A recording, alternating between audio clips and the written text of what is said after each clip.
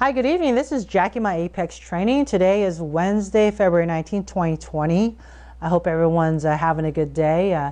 It is almost 8:30 here in California. Nighttime, of course, and well, that's why I said good evening.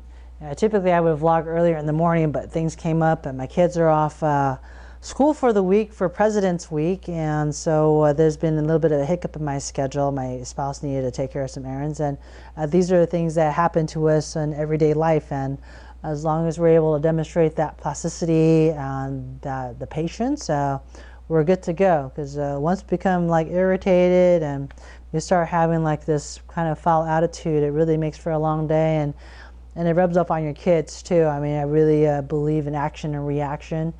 I have some, even like with some of my athletes that I coach, and it's really kind of hard to kind of stay focused sometimes. Life happens. You're working extra shifts, you're working over, you transition into a different job, and life happens. And I think the more we can actually allow ourselves a bit of latitude and recognize that everything's temporary, nothing is permanent. I mean, the thing that's constant is change, and so even this moment's already has passed.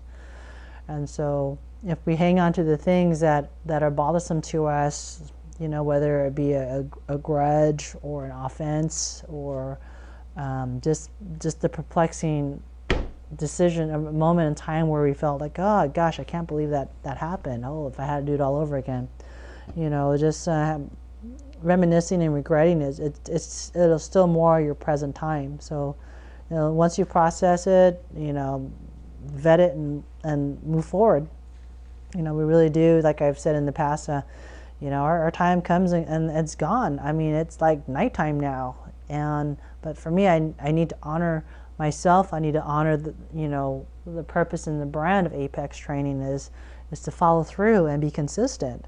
And even when things may not go optimally, is to make the best of it. And the old saying goes that when you see a glass half full, do you see it with optimism, that you're glad that there's something left over, or do you feel kind of short and slight and start worrying that may not be not enough? I find that worry doesn't really kind of help us along. It doesn't change anything. It just actually makes us more tired, to be honest with you.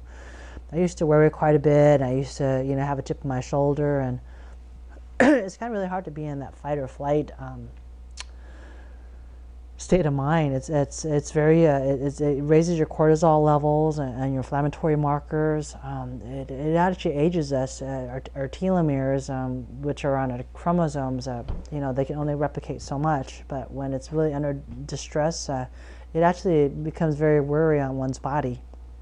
And so once you're able to identify it, and if you can't identify, work on some meditative techniques, whether it be breathing, get a book to read, catch a comedy show, call a friend that you can just relax with for a little bit.